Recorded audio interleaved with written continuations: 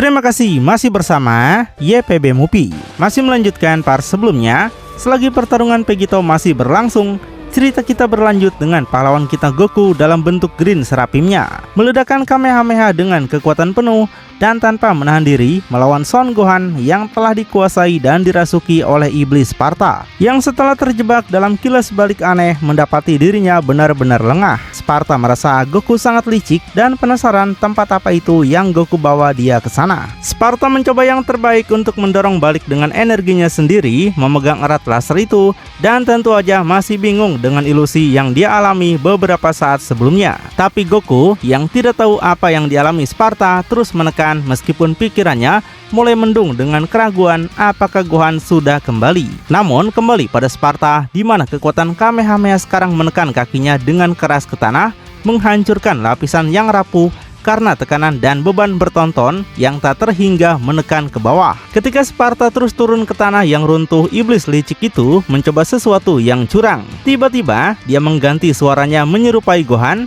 saat dia memanggil Goku, yang hal ini segera membuat wajah Goku tertegun dan merasa mulai goyah dengan keyakinannya atas Sparta. Terjebak dalam permainan Sparta yang tersenyum jahat, dia bisa merasakan serangan Goku sudah melemah. Jadi Sparta merasa ini adalah kesempatannya, berusaha menyelamatkan teman dan rivalnya agar tidak jatuh dalam tipu daya Sparta yang menyayat hati. Vegeta berteriak untuk menyadarkan Goku kembali pada realitas. Tapi Trunks yang cemas menyadari ini sama seperti sebelumnya. Jadi dia mengajak ayahnya untuk menyerang Sparta dari belakang. Tapi Vegeta langsung menghentikan ide Trunks sejak awal, karena baginya ini adalah pertarungan Goku. Jika Goku tidak bisa melakukan apapun yang diperlukan untuk menyelamatkan semua orang, maka mereka sudah ditakdirkan hancur sejak awal.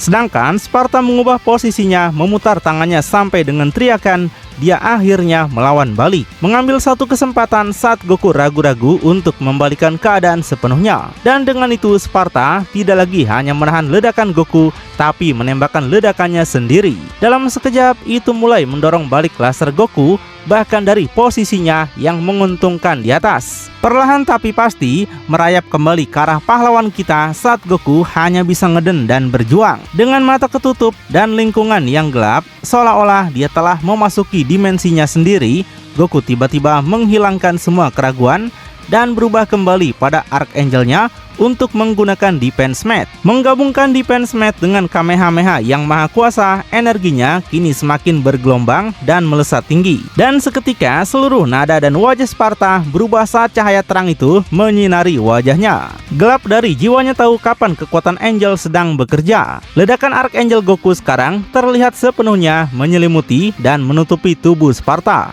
melenyapkan seluruh keberadaannya saat di bawah cahaya putih yang sangat besar. Saiyan gabungan iblis itu tampak seperti bayangan hitam yang berteriak. Dan dalam kebetulan yang aneh, saat Archangel Goku menyelesaikan serangan yang mencakup segalanya, begitu pula Dai di alam iblis melakukan hal yang sama, menjatuhkan kekuatan Angel suci mereka hampir seperti saudara yang dihubungkan oleh takdir. Gaiba penasaran kapan Dai mempelajari teknik seperti ini. Efeknya akan terasa pada targetnya juga saat Lusif Gaiba sekarang bertumpu pada satu lutut dan gemetar hebat dijatuhkan lebih jauh lagi. Tubuhnya melakukan segala yang bisa dilakukan untuk bertahan dari dihancurkan kembali ke sektor 10. Tapi dengan betapa kuatnya itu hanya masalah waktu sebelum iblis terakhir itu pergi. Merasa Defense Mat ini bekerja sama seperti pada Rani. Dan mengamati semuanya adalah Vegito yang nyaris tidak bisa berdiri kembali, berdarah dan rusak di sekujur tubuhnya. Setelah baju besi iblisnya dirobek paksa langsung dari kulitnya, tapi jelas bergerak cepat.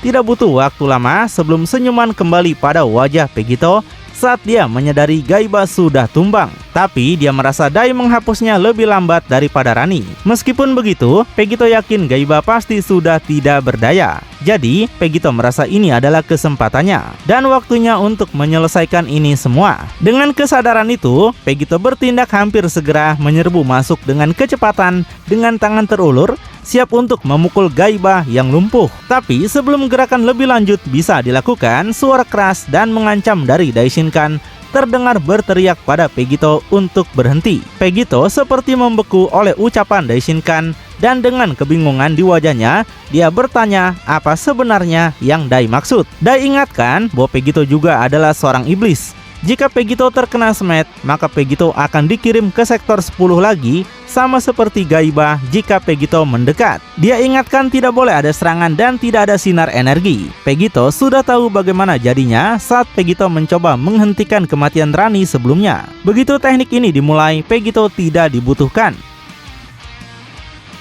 Pegito membenarkan ucapan itu dan berpikir pertempuran ini sudah berakhir. Tapi energinya Pegito membutuhkannya juga. Kembali dengan Lusip Gaiba, mulutnya mulai berbusa dengan darah dan kemarahan saat dia mendengus dengan satu mata terbuka. Di situ Gaiba mulai mengkompori Pegito lagi bahwa Pegito tidak akan mendapatkan energinya yang jelas Pegito butuhkan. Tidak ada peluang Pegito menyentuh Lucifer di timeline ini ketika Pegito bahkan tidak bisa mengalahkan dirinya Lucifer Pegito dari timeline lain. Tapi tidak hanya itu, jika Gaiba terkena smet, maka Pegito dan Daishinkan akan terjebak di sini. Dan dengan pengungkapan mengejutkan itu, baik Pegito maupun Dai ternganga tidak pernah mengantisipasi kata-kata seperti itu. Yang tersisa hanyalah kebingungan di pikiran mereka. Gaiba beritahukan satu-satunya cara mereka keluar dari sini adalah jika Pegito menjadi iblis sejati dan menemukan wadah di alam panah untuk dirasuki, persis seperti yang dilakukan Lucifer sebelumnya.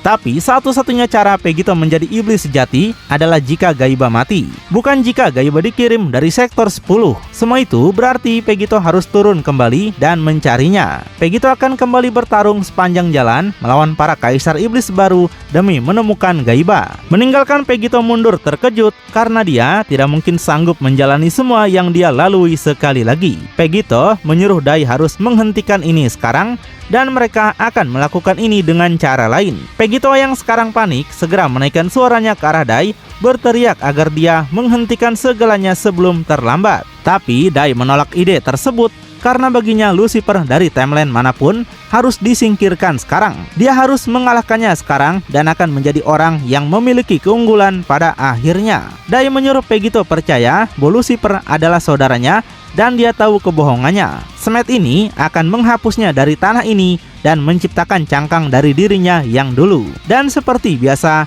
Dai yakin mereka akan menemukan jalan keluar. Dan dengan keyakinan dalam suaranya, jelas bagi semua orang body paint Smet milik Dai hanya akan meningkat intensitasnya saat Lusip Gaiba sekarang rata dengan perutnya. Dan di belakangnya, ekornya akhirnya mulai terhapus tepat di depan matanya. Lusip Gaiba ingatkan bahwa Dai telah membuat kesalahan besar. Dia pastikan akan kembali dan mereka berdua masih akan berada di sini. Baginya, ini hanya masalah waktu sampai kehancuran keduanya dia lakukan. Mengeluarkan kata-kata pedas terakhirnya di sana, setiap detik sekarang seluruh tubuhnya akhirnya akan lenyap. Tapi tiba-tiba untuk beberapa alasan, ekspresi Dai bergeser secara dramatis, hampir membeku seolah-olah lumpuh. Tidak jelas apakah ini reaksi terhadap kata-kata terakhir Lusip Gaiba atau reaksinya terhadap sesuatu yang lain. Dan saat kita melihat lebih dekat ke wajahnya, rona biru di sekujur tubuhnya memberitahu kita segalanya. Ada sesuatu yang tidak beres. Dengan mata terbelalak dan suaranya yang melemah, tampaknya apapun yang salah itu lebih dekat daripada yang pernah kita duga. Karena tepat di belakang Dai, Pegito muncul dengan ekspresi terdingin dengan niat yang buruk. Dan dari raut wajah Dai, tampaknya dia pun tahu apa yang akan terjadi sekarang. Tapi sebelum semua itu terjadi, dengan darah terus menetes di dahinya, Pegito minta maaf dan tahu bagaimana perasaan Dai. Dan dia tahu betapa Daishinkan menginginkan kemenangan ini atas Lucifer. Tapi Pegito tidak bisa membiarkan ini terjadi. Mengirim gen iblis Rani ke sektor 10 adalah satu hal, tapi ini akan menjadi terlalu berlebihan pada Gaiba. Jika Pegito ingin menghentikan Lucifer, pada akhirnya Dai adalah dewa lain yang seharusnya menjadi bagian dari tubuhnya. Namun, di masa ini tidak diragukan lagi, mereka sudah lebih dekat seperti seorang teman. Untuk itu, Pegito berterima kasih pada Dai. Tapi sekarang mereka tidak akan pernah menjadi satu bagian lagi. Dalam pengungkapan mengejutkan, di belakang Dai sudah ada ekor sel Pegito yang ditusukkan kuat-kuat langsung ke punggung Daishinkan. Sudah dalam proses menguras kekuatan hidup angelnya saat Dai tidak melakukan apapun selain membeku dalam ketidakpercayaan atas pengkhianatan Pegito. Dan seperti biasa dalam beberapa saat, wajah dan warna kulit Dai memudar, runtuh dan menua dalam hitungan detik. Saat kulitnya menjadi layu dan kilauan mata Serapim serta simbol-simbolnya lenyap dalam sekejap. Sampai akhirnya meninggalkan mayat yang hampa. Lusip Gaibah akan menjadi yang pertama menyadarinya, karena seketika semua yang menekannya sebelumnya terhenti total. Dai telah diserap dan sekarang muncul sebagai tumpukan tulang tanpa daging. Pegito akhirnya melemparkan cangkang itu ke tanah saat secara bersamaan Gaibah berdiri dan berkomentar. Gaibah nggak menyangka bahwa Pegito benar-benar melakukannya. Dia merasa Pegito seperti Lucifer sendiri. Tapi bahkan dengan kata-kata itu dan peristiwa yang baru saja terjadi, Pegito tidak benar-benar menyombongkan diri atau bahagia dengan cara apapun. Sebaliknya, dia tampak dengan kepala tertunduk dan matanya tertutup dalam pikiran yang dalam. Namun, Gaibah tetap melanjutkan dengan senyuman lebar. Dia berkata Pegito membuat keputusan yang tepat. Pegito harusnya sadar sekarang bahwa mereka adalah satu dan sama. Tidak ada yang aman di sekitar mereka, bahkan diri mereka sendiri. Tapi saat Gaibah berbicara, Pegito terus terdiam dengan kepalanya semakin menunduk. Saat Pegito akhirnya membuka matanya dengan tatapan maut, sekarang akan terungkap dirinya dengan satu mata serapi biru dan satu mata serapi merah, persis seperti Rani sebelumnya. Sebelum dengan teriakan keras, akhirnya Pegito melepaskan peningkatan kekuatan sejati setelah menyerap Dai Shinkan. Saat seluruh tubuhnya menjadi massa cahaya yang bersinar, menciptakan bola energi di langit, mendorong angin dan kekuatan ke segala arah, sementara Gaibah yang mulutnya ternganga hanya penasaran apa yang terjadi pada Pegito. Seberapa kuat energi Dai hingga membuat Pegito jadi seperti itu. Dan dalam sekejap dengan kilat hitam bercampur, sebuah perubahan akan dimulai. Dengan bagian pertama dari baju besi iblisnya terbentuk kembali. Tapi juga sekarang dengan baju besi perak berkilau dari Archangel. Dua sisi yang berlawanan tampaknya memutar dan menyakiti tubuhnya. Saat satu sisi tangannya akan dilapisi energi iblis bersama dengan pembentukan sayap. Sementara di sisi lain, tangannya akan menjadi berbulu putih dan di tengahnya simbol berlian dua sisi akan muncul. Satu setengah ketupat dan satu setengah merah darah. Dalam pengungkapan yang mengguncang, sebuah bentuk baru meskipun masih belum lengkap akan terungkap sebagai Ultra Pegito sendiri. Sekarang kombinasi campuran antara Archangel dan transformasi iblis akan tampak. Tanda-tanda pertama dari Nephilim Pegito baru saja lahir. Ditutupi aura putih saat kilat hitam berkeliaran secara kontras. Tatapan matanya mengatakan segalanya tentang kepercayaan diri baru dalam kekuatannya. Dan segera dengan rasa tenang, Pegito dengan acuh tak acuh turun ke tanah, mendarat dalam kendali penuh atas tubuhnya yang sekarang berat. Sebelum sekarang menghadapi Lusip Gaibah yang berdiri, menonton semua dengan sabar dan dengan hati-hati. Di mana Pegito kemudian secara aneh mengeluarkan satu jari dan menyadari bahwa ini adalah apa yang dirasakan oleh Rani dari kekuatan Angel dan Iblis yang digabungkan. Dua kekuatan yang berlawanan seperti ini, Pegito sudah bisa merasakannya seperti merobek pikirannya menjadi berkeping-keping. Baik dan jahat semuanya kini menyatu. Pada akhirnya ancaman harus mulai dari awal lagi. Begitu berat bagi Pegito, bahkan sepadan dengan memberikan akhir yang menyedihkan bagi Dai. Sebelum mengayunkan tangan dan jarinya menunjuk ke arah Gaibah, Pegito tegaskan dia hanya tidak bisa pergi dari sini tanpa mengambil kembali semua yang menjadi miliknya. Seketika Pegito kemudian menembakkan laser tanpa peringatan dengan tertuju pada Gaibah yang segera terkejut. Melepaskan tangannya dalam kepanikan sampai dengan sekuat tenaga, dia mengayunkan tubuhnya untuk berusaha menghindarinya. Dan menghindar adalah apa yang dia lakukan saat dengan sangat tipis. Gaibah menghindar saat laser Pegito menembak pada kejauhan dan meledak. Tapi tepat saat dia melakukan itu, sayangnya Pegito sudah berada tepat di wajahnya dengan tangan dikokang untuk siap beraksi. Siap untuk benar-benar memusnahkan Gaibah yang dirasuki Lucifer. Dengan melakukan uppercut brutal ke udara, menghempaskan dagunya membumbung ke langit. Dalam beberapa saat, Gaibah sudah berada jauh di atas, tapi hanya bagi Pegito untuk menurunkan tangannya dan sudah mulai menghilang. Dan ketika dia muncul kembali, itu akan tepat di atas Gaibah. Saat di belakangnya, dia menarik kembali kedua tangan secara bersamaan untuk satu tujuan. Akhirnya, membanting tangannya dengan kekuatan keras dan penuh dendam langsung kembali pada Gaibah. Sebelum dia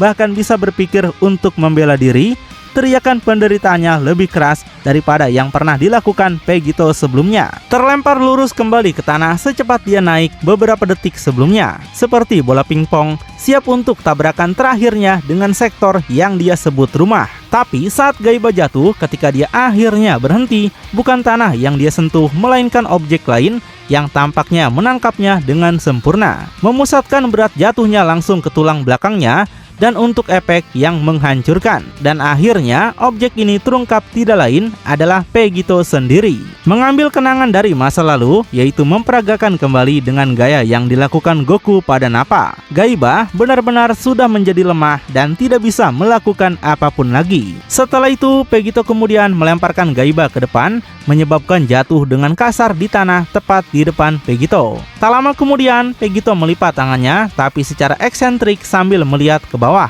Vegito tegaskan, meskipun 1000 Vegito diserap, tapi tidak ada satupun dari mereka yang menyadari bahwa mengandalkan energi Lucifer adalah apa yang benar-benar membuatnya lemah. Dia katakan Gaiba telah kehilangan dirinya, kehilangan identitasnya, hanya untuk menjadi budak yang dicuci otak. Hari ini, Vegito akan mengingatkan Gaiba siapa dirinya dulu dan siapa sebenarnya Vegito. Secara aneh, Vegito kemudian melepaskan kedua tangan seperti android. Kemudian, dia menunjukkan apa yang terlihat seperti bagian dalam meriam dari tangannya. Dengan cepat, dia mengarahkannya ke arah Gaiba yang tumbang di tanah.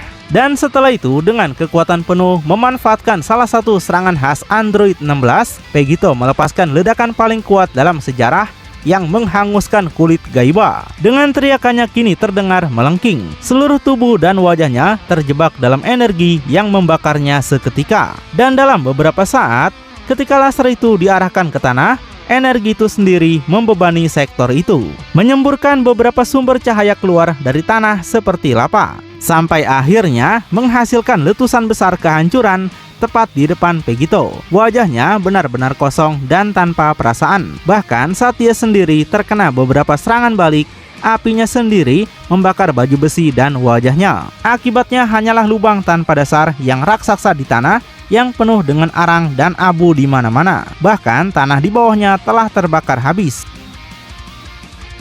Saat Vegito yang tanpa noda dengan baju besi angelnya yang masih bersinar hanya berkata dialah Vegito dan Gaiba bukan apa-apa sekarang. Dengan kata-kata itu, pemandangan kemudian berubah. Dan anehnya, pada ruang hampa angkasa saat apa yang tampak seperti meteor jatuh meluncur melintasi cakrawala. Tapi, begitu kita melihatnya lebih dekat, itu sebenarnya adalah pesawat ruang angkasa Seian yang di dalamnya ada Raditz yang sama dari Multiverse Poseidon, meluncur menuju planet baru di kejauhan sebelum akhirnya mendarat di permukaannya. Di planet itu tampaknya kedatangan Raditz terduga sama sekali. Faktanya, dengan barisan pria di kedua sisi siap menyambutnya. Dan saat mereka menunggu dengan gugup, pintu itu terbuka dan akhirnya Raditz mulai menampakkan dirinya keluar dari kapsul. Dia berjalan percaya diri melewati banyak ras dan spesies pria sebelum satu orang memanggil. Prajurit itu menyebut Raditz sebagai pangeran dan menanyakan bagaimana perjalanannya.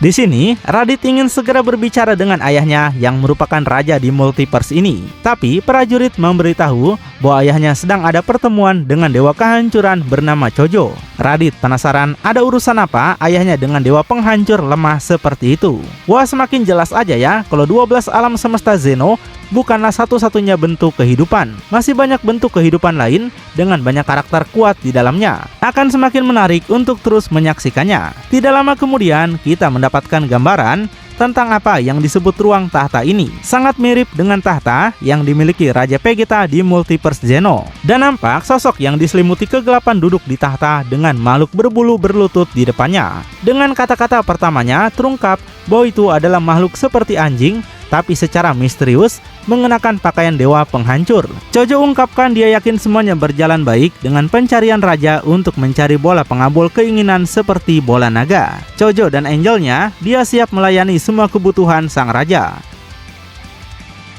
Tapi sang raja kegelapan menghentikan dewa penghancur Chojo karena dia menyadari langkah kaki yang mendekat yaitu dari Radit anaknya. Radit yang muncul memberitahukan pada ayahnya bahwa dia membawa kabar baik untuk bangsa mereka. Mendengar itu, sang raja kemudian akan berdiri di mana kakinya yang dipenuhi besi melangkah ke depan. Raja ingin Radit menceritakan lebih banyak kepadanya. Sampai akhirnya terungkap di tahta bukanlah Raja Vegeta atau raja manapun yang kita kenal, melainkan sosok berkulit putih pucat dengan tato suku merah yang mungkin bisa dikenali oleh banyak orang. Kedatangan Kratos, dewa perang dan mantan pembunuh dewa akhirnya tiba. Dia adalah karakter di luar dari 12 alam Zeno dan sepertinya akan memasuki cerita inti sekarang. Dengan begini ceritanya hampir mirip dengan Dragon Ball Hakai, bukan? Lalu bagaimanakah kelanjutannya? Makin penasaran? Tonton kelanjutannya di channel YPB Movie, channelnya anime bapak-bapak.